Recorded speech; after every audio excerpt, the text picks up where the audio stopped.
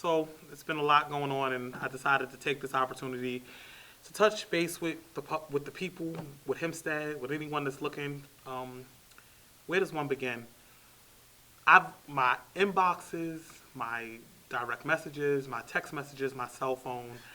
Everybody wants to know, how did this happen? How can they do this? Is this legal? So I thought that it best that I take the opportunity to talk about what is going on, how we reached this place, and give you a perspective that you need to hear. So first of all, the Board of Education in New York State can remove one of its members according to Education Law 1709. These are a group of laws that govern the way board members are supposed to behave and the ethics, and it's a clause called official misconduct. In the Hempstead School District, there is the history of a board member being removed once, maybe. This group of people, the current board majority, well, I don't know who is what at this point, but Melissa Figueroa, Maribel Torre, who's the board president, and Gwendolyn Jackson, decided to open up a kangaroo court in a vindictive, personal-driven prosecution against Trustee Lamont Johnson under the guise of following Education Law 1709. According to the rules, you would have to bring up a member on charges. So the board is required to hire a special counsel, in which they did.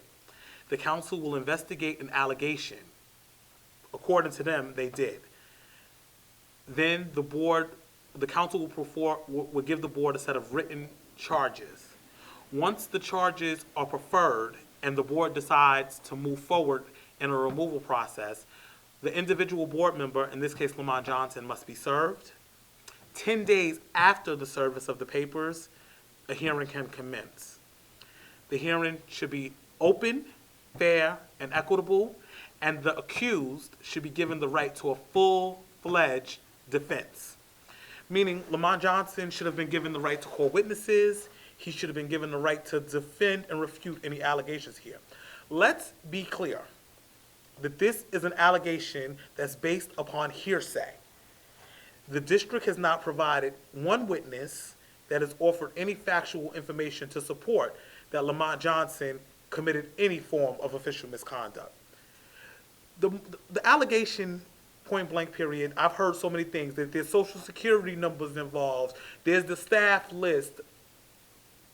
People, the allegation that Lamont Johnson provided a list of any nature to the Randy Stiff campaign is absolutely, unequivocally false. The district was not interested in the truth. And my reason for saying that the board wasn't interested in the truth is because if the board was interested in the truth, if the allegation is that Lamont Johnson provided something to the Randy Stiff campaign, then why is it to this day that nobody has contacted Randy Stiff or his campaign manager, myself, the other campaign manager, Tina Hodge Bowles, or anyone on our team? We did mailings. We had lists. These lists are government available lists. You can FOIL them, which is a freedom of information. You can get them from past voter logs. And I have evidence to support that I've been running campaigns for 5 years consecutively, and those lists have been maintained and operated by me. Everyone knows that Lamont Johnson and I have not always saw eye to eye. I ran a full slate of candidates against him in his last election for the school board. So when did me and him conspire to create this list? Because I've had the list for 5 years. Yes, he is somebody that I have developed a professional relationship with now, but prior to that, there was no relationship. So the allegation that he provided this list that they've yet to produce is unequivocally false. If the special counsel was indeed impartial and independent, this case would have been dead on arrival, because after conversations with Randy, if the allegations he gave something to Randy or Randy's campaign team, then one of us need to admit that we have it and that he gave it to us. The fact that it exists doesn't mean that Lamont had it, and it doesn't mean he gave it to us. I don't know if it exists, but I'm saying it doesn't mean that he gave it to us. The truth is, your name as a municipality employee is not confidential. Your salary as a municipal employee is not confidential. Any individual can go on Newsday.com at any given moment and find out the name and the salary of any person that works for a municipality. The Hempstead School District is an independent municipality according to the New York State Public Officers Law. So this theory that he provided some confidential information and broke some protocol is asinine. It is asinine. This was a witch hunt. This was a witch hunt. They had no interest. They had no interest in the truth. What this was is a local attempt by some novice to pull a George Bush in the Hempstead community. And what I mean by that is they are not willing to accept the will of the people. See, the thought is Randy beat Melissa Figueroa. No. The community indicted the behaviors of the current majority. The community said, we're not going to allow this type of behavior to continue to go on. Because what has happened is Maribel Torre has become worse than the person she sought to replace. She's far worse than Betty Cross. And they ran on this platform of transparency, of open government. We're going to do things so that the people can see. So why is it that when Mr. Johnson asked for a full hearing in public, it was denied? Why is that? If you're transparent and you're going to do everything so that the public can see, because you're reformers and we're going to do open government, then why is it that Mr. Johnson asked for a full hearing in public and it was denied? Oh, let me guess, because the names of the employees are going to be spoken of. They're not confidential. So there was no reason for that. Nonetheless, back to the rules. It is my opinion that there's a whole system here that cooked this whole scheme up once it was going. Supreme Court judges issuing rulings that's contrary to law, allowing a man's constitutional rights to be violated with no recourse at all. Where do you go when the court fails you?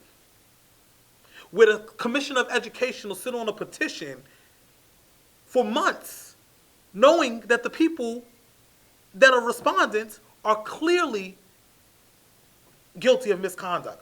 Misconduct is not this list. Misconduct is when the court gives you a court order that says don't hold a meeting in Melville, and you hold a meeting in Melville, which is a direct violation of a court order, and now you're in contempt of court. That's misconduct. That is a removable offense. It is a criminal action to disobey a judge's order.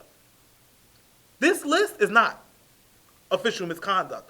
Maribel Torre, Gwendolyn Jackson, and Melissa Figueroa going to Melville holding a meeting the day after the judge told them not to is official misconduct.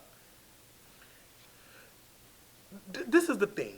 The most vile part about this whole situation is a man is in the hospital with a compromised heart that is stressed by this witch hunt and this kangaroo court that you all bring up.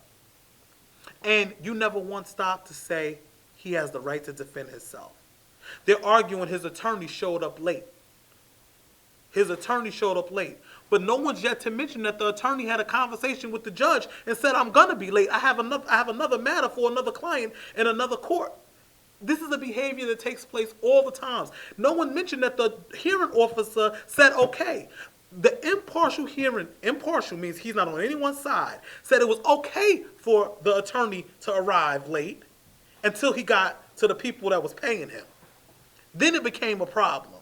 You can't be impartial and then fall victim to the ploy. This whole thing was cooked up. Today I told somebody, let's not act like because this attorney was late that this is why everything went wrong. Because the resolutions was written. They walked down there with typed written resolutions, which means if the attorney would have showed up on time, this is what they was going to do.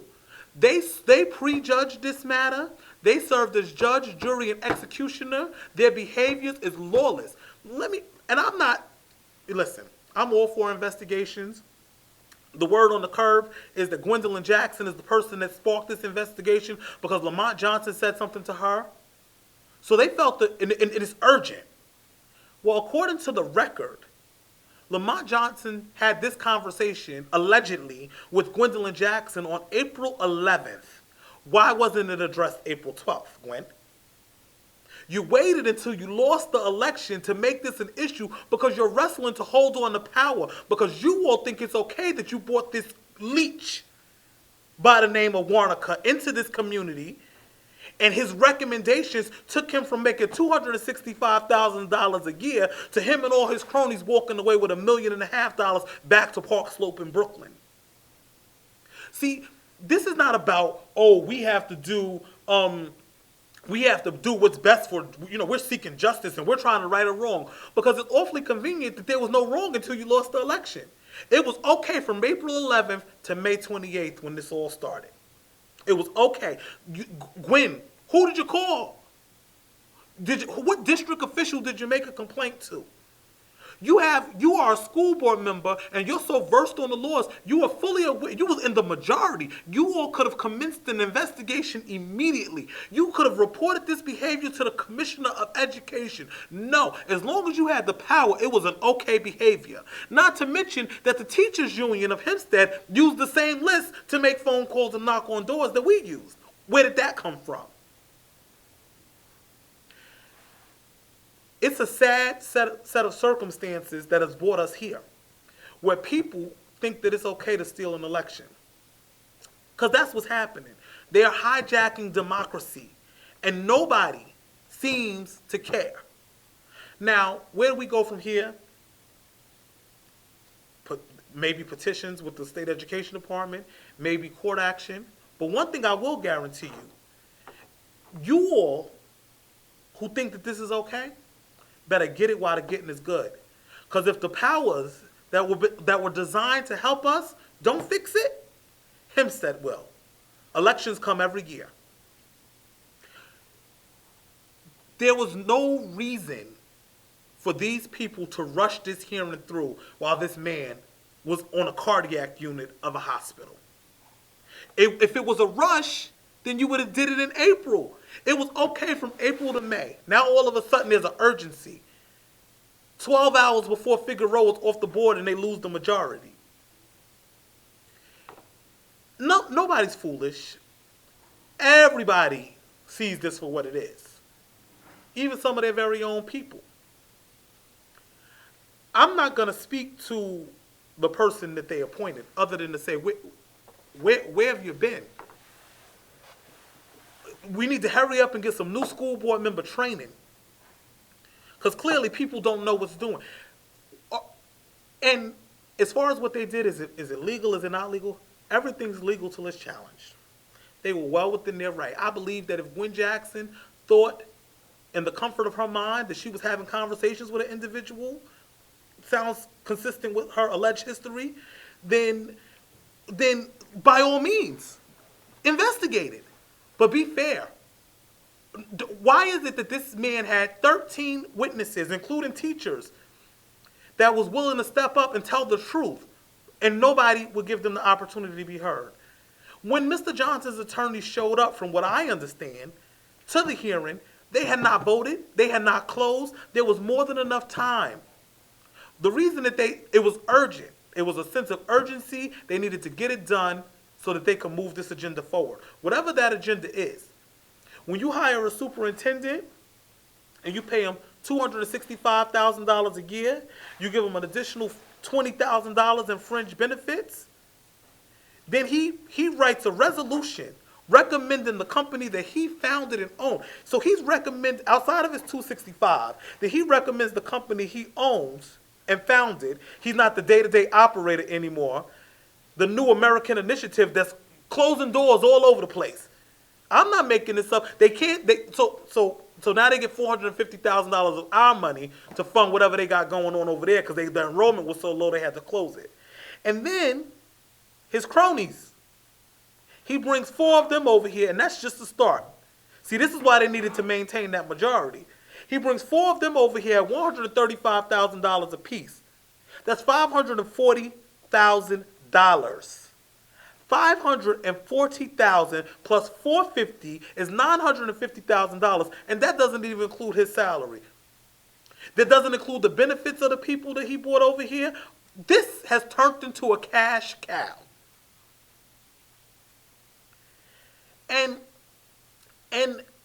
the reason that they're fighting so hard to maintain that power is because there's more to come. Stand up, Hempstead. Stand up. Stand up.